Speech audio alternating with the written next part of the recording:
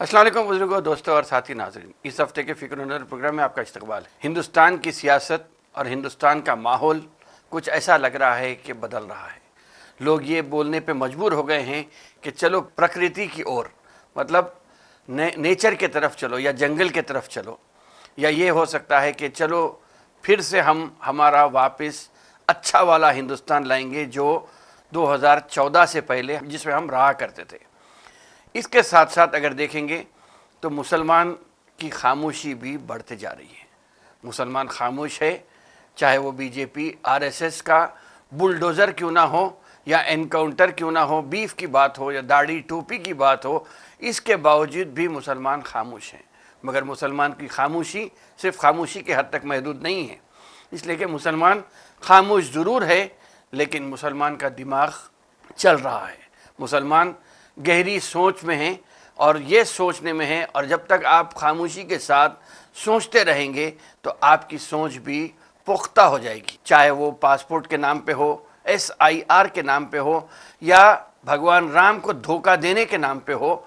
और या चंदा चोरी के नाम पे हो, बहरहाल किसी पर भी हो, लोग अपनी जगह बात ज़रूर कर रहे हैं। इस पे तवज्जो हटाने की कोशिश हो रही है, लेकिन जिस भगवान राम से के नाम लेकर 2 सीट से 300 सीट को पार करने वाली बीजेपी आज चंदा चोरी की बात को लेकर हो या कोई और चीज़ को हो, हर जगह से भटकाने की कोशिश हो रही है या तवज्जो हटाने की कोशिश हो रही है कि किस तरह हम राम जन्मभूमि का जो ट्रस्ट था वो चंदा चोरी के ऊपर उसको ढाप देंगे, उसको आवाम के सामने नहीं लाएंगे, और कहीं ना कहीं पासपोर्ट हो या SIR हो के नाम पे लोगों को परेशान करके छोड़ने की एक बात हो रही है। लेकिन अगर देखेंगे तो ईरान अमेरिका की जंग के साथ साथ हिंदुस्तान को जो एक्सपोर्ट्स का जो नुकसान हुआ है या इंपोर्ट्स की बिल बढ़ते जा रही है और एक्सपोर्ट में खसारा होते जा रहा है, तो एक्सपोर्ट गिर गए हैं, इंपोर्ट का बिल यकीनन बढ़ते चले जा रहा है। और इसको लेकर आज डॉलर 95 के करीब पहुंच गया है, पेट्रोल 100 के पार हो गया है, डीजल भी बढ़ के 100 के करीब हो गया है। इसके अलावा हिंदुस्तान भर में एल नीनो या एल नीना जो होता है उसका जो इफ़ेक्ट है, उसमें बारिश भी कम होती जा रही है। अब बारिश जब कम होंगी तो खुमरेजी नहीं होगी, तो किसान भी जब परेशान हो जाएगा। तो आपको ये याद रखना चाहिए कि हिंदुस्तान की GDP में आज भी हम लाख तरक्की कर लेंगे, इंडस्ट्रियलाइजेशन आ जाएगा, कंप्यूटर IT टेक्नोलॉजी आ जाएगी, लेकिन फिर भी आज 7% GDP का जो हिस्सा है वो एग्रीकल्चर से हिंदुस्तान को मिलता है। और आज अगर बारिश कम पड़ती है तो किसान परेशान हो जाएगा, एग्रीकल्चर सेक्टर परेशान हो जाएगा। तो आप देखिए कि कहाँ पे हर किसी किस्म से आप मुसलमान को परेशान करने की बात कर रहे थे, लेकिन आज किसान भी परेशान हो जाएगा। जब किसान परेशान हो जाएगा तो किसान परेशान होने के वास्ते, या किसान जब परेशान हो जाता है तो 5 साल में एक बार अपना गुस्सा ज़रूर दिखाता है। अब इसी चक्कर में, बारिश के चक्कर में अगर देखेंगे तो हमारी पड़ोसी रियासत है कर्नाटका, वहाँ पे क्लाउड सीडिंग शुरू कर दी गई है, क्योंकि बारिश वहाँ पे कम होने की वजह से क्लाउड सीडिंग कर रहे हैं ताकि किसान परेशान ना हो। तेलंगाना में अभी इसका आगाज़ नहीं किया गया है, लेकिन कर्नाटका में क्लाउड सीडिंग का आगाज़ किया जा चुका है। ऐसा लग रहा है कि मुसलमान जिस तरीके से खामोश हैं, कहीं ना कहीं मुसलमानों की मायूसी भी मुसलमानों में झलक रही है। मायूसी ज़िंदगी के ऊपर मायूस नहीं है, लेकिन सियासी जमातों के ऊपर से उनका भरोसा उठते चले जा रहा है, और इसीलिए शायद वो सियासी जमातों को लेकर मायूस हैं। या ये हो सकता है कि सियासी जमात से अपनी वाबस्तगी, इसलिए कि बीजेपी से तो करीब मुसलमान कुछ लोग ही जा रहे हैं जो नॉर्थ इंडिया के ज़्यादातर उसमें हैं, कम लोग बीजेपी से वाबस्ता हैं, लेकिन सेक्युलर पार्टीज से जो इंडिया अलायंस की पार्टीज़ हैं या उसके अलावा जो मज़हब की सियासत नहीं करते, उन पार्टीज से भी कहीं ना कहीं मुसलमान अपनी वाबस्तगी को लेकर थोड़ा मायूस हैं। शायद इसीलिए है क्योंकि उनसे जो उम्मीदें वाबस्ता थी वो कहीं ना कहीं आज उसको लेकर मुसलमान मायूस है। यह ऐसा सवाल है हिंदुस्तानी मुसलमानों के जहन में जो तेज़ी से चल रहा है, और ये देखकर ये हो रहा है कि बीजेपी का जो ट्रम्प कार्ड है, बीजेपी का ट्रम्प कार्ड यही है कि एंटी मुस्लिम होने का ट्रम्प कार्ड है, और इसी को लेकर बीजेपी मुसलमान को बताकर SC का भी जनाजा उठा रही है। अभी फिल वक्त ना एससी को समझ में आ रहा है ना बीसी को समझ में आ रहा है कि बीजेपी जो पॉलिटिक्स कर रही है, जो खेल खेल रही है, वो सियासी खेल अभी एससी बीसी को समझ में नहीं आ रहा है। एससी यकीनन अपने फिल वक्त के ज़ाती फ़ायदे को देख रहा है, लेकिन बीसी ये समझता है कि बीजेपी उनकी पार्टी है, मगर उसके बावजूद भी बीजेपी या बीसी प्राइम मिनिस्टर रहने के वजह से जो बीसी तबके को नुकसान हो रहा है, उसके ऊपर बीसी तबका कभी नज़र नहीं डाला। इसीलिए उनको अंदाज़ा भी नहीं है कि बैकवर्ड क्लास से या ओबीसी से ताल्लुक़ रखने वाले prime minister mister Narendra Damodar Das Modi Hindustan में 27% बीसी रिजर्वेशन के कानून रहने के बावजूद भी आज जिस तरीके से वैकेंसीज़ को रखे हैं, जिसको फिल नहीं कर रहे हैं, जिसको पुर नहीं कर रहे हैं, जिसका नोटिफिकेशन नहीं दिया जा रहा है, उसको लेकर भी बीसी आज परेशान है। बीसी को सोचना चाहिए कि 27% रिजर्वेशन रहने के बावजूद जो बीसी को नौकरियां मिल सकते हैं, वो आज बीजेपी गवर्नमेंट आने के बाद या 12 साल होने के बाद भी वो नौकरियों पे भर्ती क्यों नहीं हो रही है, उसका नोटिफिकेशन क्यों नहीं आ रहा है, ये बीसी तबके को सोचना पड़ेगा। सिर्फ अगर मैं सेंट्रल यूनिवर्सिटीज़ की अगर बात करूं तो तकरीबन सेंट्रल यूनिवर्सिटीज़ में एक अंदाजे के मुताबिक ये कहा जाता है कि 30%, 29% है वो, लेकिन मैं ये बोलूँगा कि 30% टीचिंग स्टाफ के पोस्ट खाली रखे गए हैं। क्यों रखे गए हैं? क्योंकि इसमें अगर बीसी और एससी तबका या एसटी तबका अगर आ जाएगा तो फिर जो बीजेपी जो आलाजात की पार्टी है या आलाजात की पार्टी बताई जाती है, वो उसको लेकर परेशान हो सकती है। तो कहीं पर भी हो, आलाजात ये नहीं देखना चाह रहा कि एससी एसटी बीसी उनके साथ में आके बैठें, लेकिन उसके बावजूद भी बीसी लोगों की तवज्जो वहाँ पे नहीं जा रही है। तो ये रहा टीचिंग स्टाफ की बात हो रही, तो 30% वहाँ पे आज भी सेंट्रल यूनिवर्सिटीज़ में नौकरियाँ खाली रखी गई हैं। और यही चीज़ अगर हम नॉन टीचिंग स्टाफ के बारे में देखेंगे तो तकरीबन 48% नॉन टीचिंग स्टाफ की नौकरियों पे भर्ती नहीं हो रही है। क्यों नहीं हो रही है, उसका अंदाज़ा आप एससी बीसी और एससी एसटी रिजर्वेशन से लगा सकते हैं। उनको जो फ़ायदा हो सकता है उसको लेकर बीजेपी परेशान है। इसके अलावा भी अगर हम बात करेंगे तो इन सब को नौकरियों पे तवज्जो नहीं जाने के लिए या इनको किसी और दूसरे अहम मुद्दों से हटाकर उनकी तवज्जो अब ऐसी जगह लगाई गई है जहाँ पे ये कहा जा रहा है कि वो मज़हब की डोरी थाम लेंगे, लेकिन इसके बावजूद भी अंदर आने की इजाज़त किसको है और किसको नहीं है, ये भी सोचना पड़ेगा। हम अभी नौकरियों की बात करेंगे तो इसमें मैं ये भी कह दूंगा कि आउटसोर्सिंग का जो रास्ता लेकर वेकेंट सीट्स को फिल वक्त टेम्पररी भरने की जो कोशिश हो रही है, उसमें बीजेपी काफ़ी हद तक परेशान हुई है। ये बात भी हो रही है कि प्रोफेसर को लेकर अगर हम टीचिंग स्टाफ में भी उसकी भी अगर थोड़ा प्लॉटिंग अगर करते हैं तो उसमें ये अंदाज़ा हो जाएगा आपको कि कितने सीट्स कहाँ पर वेकेंट हैं। प्रोफेसर्स की जो जायदादें हैं उसमें यह कहा जा रहा है कि आज सेंट्रल यूनिवर्सिटीज़ में 56%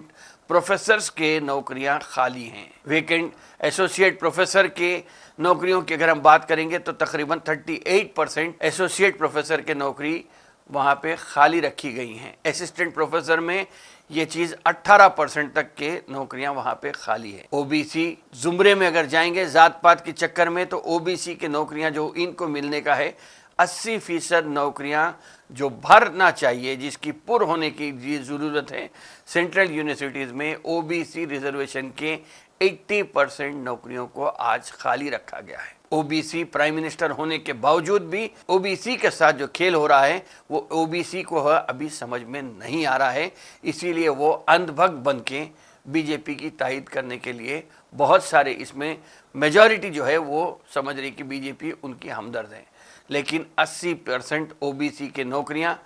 खाली रखी गई हैं। 83% शेड्यूल ट्राइब के नौकरियां हैं जो आज खाली पड़ी हुई हैं सेंट्रल यूनिवर्सिटीज़ में। खुद 2024 के करीब में जब ये बात education minister of state for education थे सुकंता मजूमदार, उन्होंने बताया था कि राज्यसभा में या पार्लियामेंट में बयान देते हुए उन्होंने कहा था कि 5100 पोस्ट खाली हैं, जबकि आज की तादाद ये 6,000 5,900 के करीब पहुंच गई है। इसके बावजूद भी बीसी तबके को ये समझ में नहीं आ रहा है कि ओबीसी प्राइम मिनिस्टर उनको मजहब का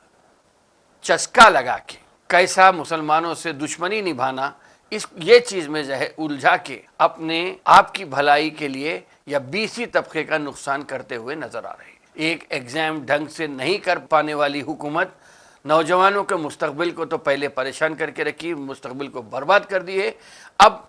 तालीमी एतबार से भी नौजवान आगे नहीं बढ़ना, इसको यकीनी बनाने के लिए सेंट्रल यूनिवर्सिटीज़ में भी 80 और 83% बीसी और एससी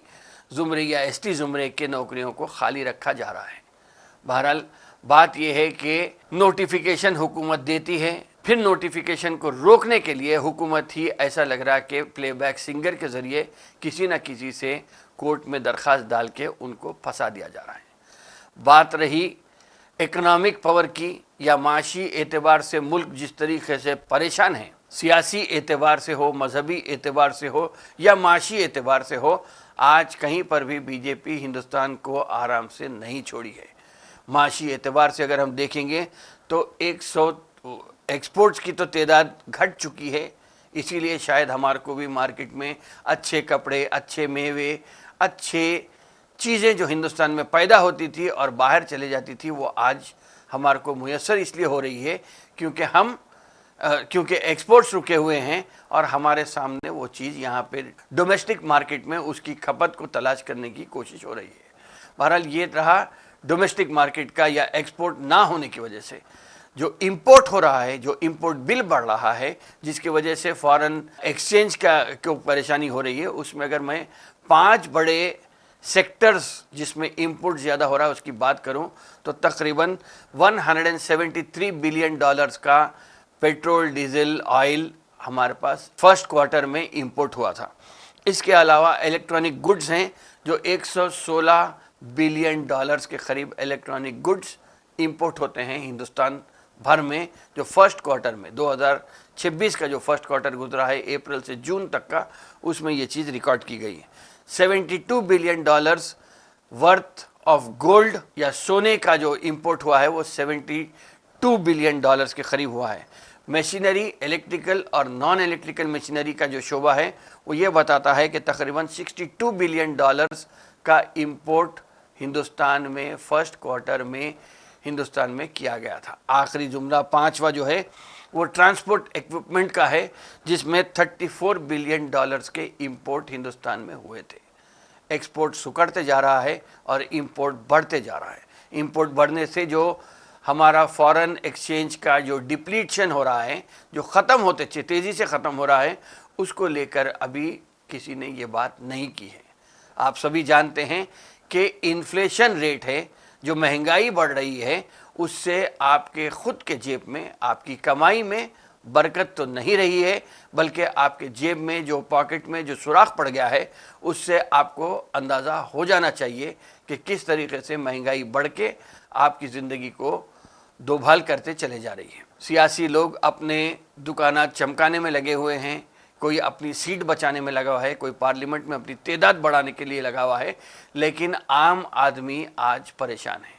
आम आदमी या बच्चों के, नौजवानों के मुस्तकबिल के लिए सोनम वांगचुक दिल्ली में जंतर मंतर पे जाके धरना देते हैं और भूख हड़ताल में बैठे हैं। हाई कोर्ट में उसका ऑर्डर आता है कि उनकी हालत नाजुक है, उन्हें फ़ौरन तिब्बी इमदाद पहुंचाने की बात होती है, लेकिन उसके बावजूद भी धर्मेंद्र प्रधान को हो या प्राइम मिनिस्टर को हो, कहीं पर भी ये नहीं हो रहा है कि वो अपने घमंड से या अना में इतने मशगूल या नशे में हैं कि वो अभी तक ना इस्तीफ़ा देने के लिए धर्मेंद्र प्रधान को बोलते हैं, ना खुद वज़ीर आज़म कुछ इसके ऊपर बात करते। जब बात आती है तो तकरीर करने में बात आई तो याद आया, किससे बात करेंगे तो नेहरू याद आ जाता है, गांधी ख़ानदान याद आ जाता है, लेकिन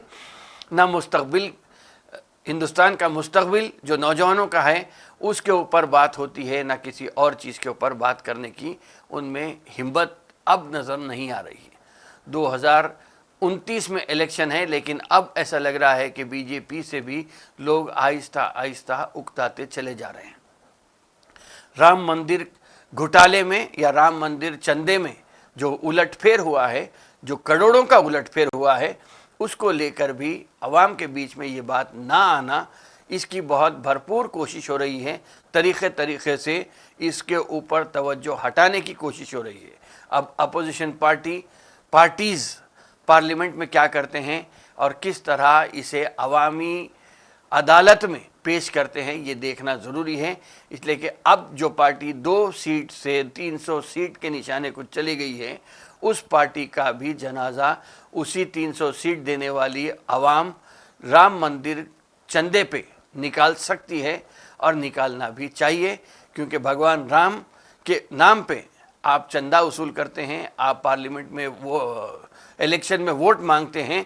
तो मैं समझता हूं कि अब उनका जनाजा उठाने के लिए वही लोग एक अगर कमर बस्ता हो गए और या बीसी तबका ही अगर उनसे उगता गया, तो मैं समझता हूं कि बहुत जल्द हिंदुस्तान में अच्छे दिन आ सकते हैं। बहरहाल अच्छे दिन आने तक हम हमारा हौसला बुलंद रखना है, लबों पे खामोशी लेकिन दिमाग में जुनून की तरह आपको सोचते रहना है कि किस तरह हम हमारे अच्छे दिन ला सकते हैं। बहरहाल इन्हीं चंद बातों के साथ आपके सामने हाजिर हुआ था। इंशाअल्लाह ताला आइंदा हफ्ते फिर हाजिर होऊंगा, फिर मुलाकात होगी, फिर बात होगी। शुक्रिया, खुदा हाफिज़।